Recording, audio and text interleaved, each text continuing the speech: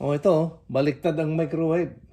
Saka lang umandar pagka nakabukas. Ayun o, tingnan nyo ngayon, nakasirado o. Ayun o. O. Pagka binuksan mo, andar na yon. O, ayun. O. Kita mo yan o, maandar. Umiikot. Yan. O, yan, umiikot o. Baliktad to. Hindi ko alam kung anong diferensya. Subukan kong hanapin kung ano ang diferensya yan. Ayan o. Pagka sirado mo, patay. Ayun. Wala kang maririnig. Pagka binuksan mo ulit, yun.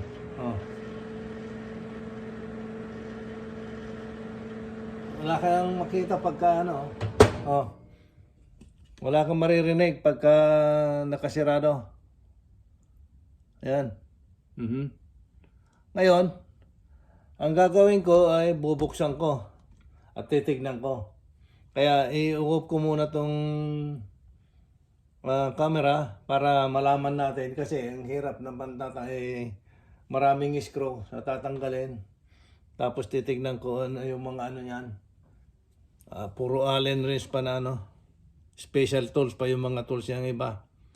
O sige, titignan ko muna. Pa-off ko muna to ha. Ito yung microwave na weird. Umandar pagka nakabukas yung pinto. Pagka nakasirado, ayaw umandar. Ngayon, ang dami ko nang napagtanungan sa mga nagbablog ba sa microwave. Pero wala pa daw naka-encounter sa kanila yung ganito. Kaya ngayon, susubukan ko na hanapin kung ano ang diferensya. Magte-test tayo. Ngayon, ang pagkaano ko, para sa akin lang, hindi ko alam kung tama ako o hindi. Nandito ang problema. Sa palagay ko lang ito. Banda rito. Wala dito. Wala rin dito. Kasi ito, yung thermostat, yung nasa taas. Ito. Yung bilog dito. Yan. Yan. Yan ang thermostat, yung bilog dito. Yan ang thermostat niya. Na pagka masubraan ng init, na ayaw bumigay ayaw pa rin mag-off, ito ang bibigay. Kaya ikakat niya ang supply. Pagka hindi pa rin bumigay, yung fuse. Ngayon, ang problema, wala akong problema sa supply dahil mayroong kuryente. Umaandar Kaya nga lang, imbes na umandar pagka nakasirado, hindi. Kaya at saka umiinit naman. May maramdaman mainit naman doon sa loob pagka yung nakakapitan nito nandiyan. Mainit kaya alam ko na umiinit. Ngayon, mag-testing tayo. Dito banda. Kalimutan mo muna dito dahil umiinit. Umaandar, umiinit. Kaya kung hindi sana uminit, maaring ito diode, capacitor, magnetron. Yan ang mga cause ng hindi uminit. Pero umiinit Pagka hindi sana umandar, ito rin. Yung high voltage sa compressor niya or yung motor. O ito, yung sa fuse. O ito, sa thermostat. Pero umandar Kaya, ang wala akong hindi siguro problema para sa akin tong dito banda. Diyan, banda. Dito banda ang problema. Ay ngayon, i-test natin. Mag-test tayo dito sa Ito yung door switch. Yung door switch niya. Itong mga ito. Isa. Yan. Isa. Dalawa. Tatlo. Yan mga switch niya. Ang i-test natin. Ang ano diyan, pagka mayroong, aywan ko, dalawa yata, yung hindi ko masigurado kung saan ang tutunog pagka ano. Tingnan natin. Basta ito, tingnan natin kung, basta ito palagay ko, mayroong, ito mayroong diferensya dito eh. Sa mga ito eh. Dito. Dahil lang umaandar naman eh. O ngayon, mag-test tayo. Ngayon, mas maganda bunutin ko muna itong mga ito dahil hindi ko ano dito eh. May saksak. Kaya mas maganda bunutin ko na. Ayun o. Yan. Ito. Yan. O ngayon. Ngayon, mayroon akong isa na alligator clip para iipit ko dyan. Tapos, idikit ko na naman yung isa sa ilalim. Ayun, umandar. Pagka nakabukas, ayaw. Buo yan. Ibig sabihin, buo. Buo yung switch. Ayun, okay? Tumunog. At saka may reading.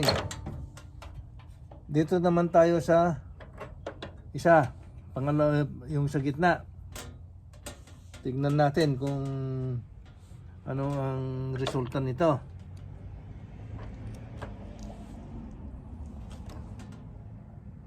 Yan, tumunog pagka nakabukas. Isarado natin para malaman natin kung buo hindi. Ayun, buo.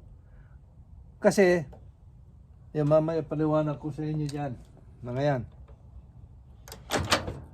Dito naman sa taas.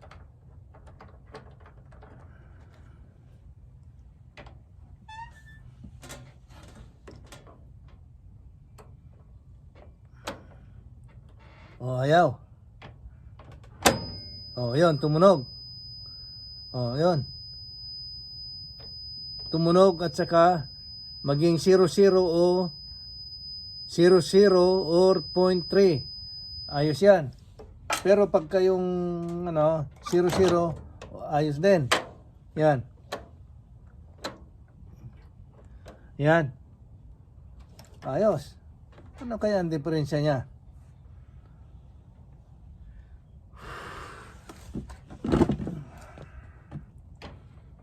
Itong mga connection nito,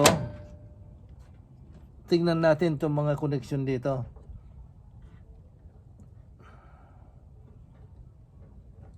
Ito,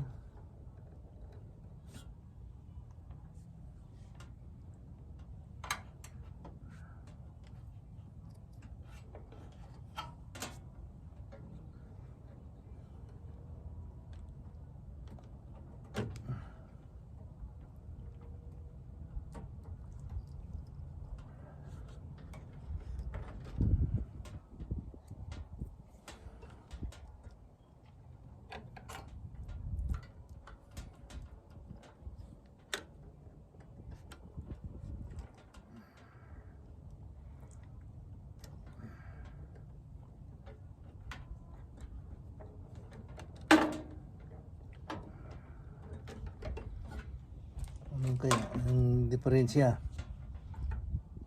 Ito, ayos naman lahat yung switch niya dyan. Ibig sabihin dito wala ring diferensya dahil lang pagka inano mo. Ito yung sinasabi ko na yung mayroon yung normally close, yung naka-close pagka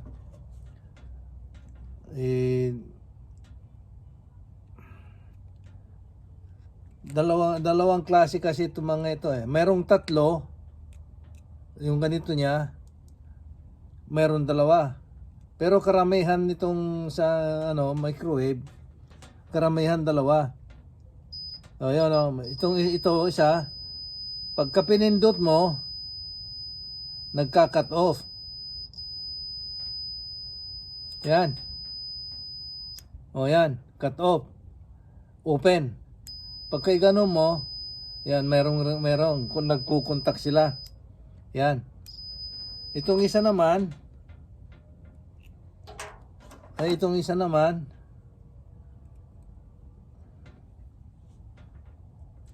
yun, ayaw pagka hindi mo pindutin.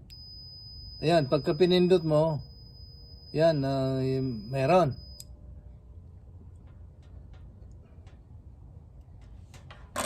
Ito ang nasa gitna. Para dito dyan. Kaya, tumutunog pagka naka-open. Yan, dito yan, oh, di ba? O yan. O yan. Ganyan yan. Ito, kasi mapipindot ito pagka isarado mo, kaya ayaw tumunog. Yan. Di ba, isarado natin. Yan, oh, ayaw umandar. Buksan mo, yan, naandar. Yung dito naman, nung umandar pagka, napindot, ito, pagka pinindot mo yan, saka merong continuity. Yan. O yan. Ito naman dito. Kasi, ito, meron, ito, nandito yan. Kaya ito ang yan o, tignan nyo. Yan. Pagka nagsarado, ito yung niya. O, yan. Ididiin niya yan. Ganyan. Pagka naman nakabukas, yan ang niya. O, yun. Ididiin niya. Pagka nakabukas naman, itong isa, ididiin niya, kaya ayaw tumunog. Mayroong naman ito magdidiin. Itong isa naman, ganyan din. Yan, tignan nyo ha. Pagka naka-open,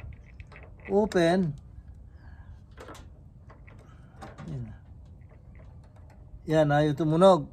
Pagka nagsarado, yon. Kasi, ganun din yung yan, ito, ididiin niya rin yan. Kaya, tumutunog. Ngayon, wala akong makita na anong diferensya eh. Kasi alam ko, dito lang ang diferensya. Kasi itong mga ito, ayos naman siguro. Tingnan natin. Yung mga wire niya. Yung green, saan pumunta yung green? Ay, ano lang yan, ground. Tapos ito, yung connection dito, ayos ba kaya? Itong mga wire niya, dahil palagay ko ayos dahil umandar eh.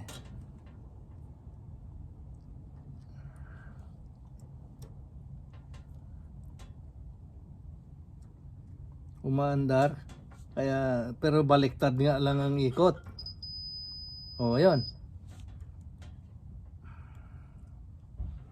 Saan pumunta yung puti?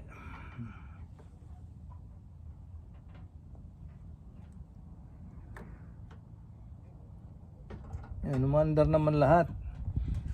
Ngayon, ang gagawin natin, dahil wala tayong wala akong makita eh.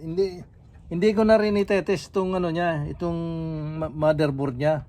Dahil nakakasiguro ako na itong mga ito walang problema ito. Ang problema dito eh, sa palagay ko eh. Kaya ang gagawin natin, pabayaan muna natin ng mga 15-20 minutes na nabunot itong mga ito. Baka sakali mag-reset. Tingnan natin kung magre-reset. Di ba yung cellphone natin o yung natin, wifi ganon. Pagka nagluluko bubunutin mo, i-off mo yung power para mag-reset. O baka ito ganon din. Tingnan natin. Mga 15 to 20 minutes. Tingnan natin na Kaya, i-off natin muna yung camera. Saka tayo ituloy pagka mag-test. Kasi isisarado ko rin to eh. Pagka kasi ayaw kong magpaandar na mag-test ng mag-andar pagka hindi nakasirado. Kasi delikado. Ang alam mo kung bakit delikado, hindi ko alam kung anong na-mess up ko dyan sa ano yan. Connection niya. At saka isa pa, mayroon radiation.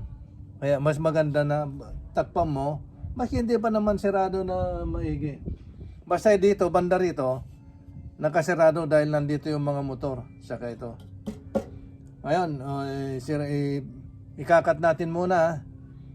Yung sabi ko na 15 to 20 minutes na baka sakali mag-reset.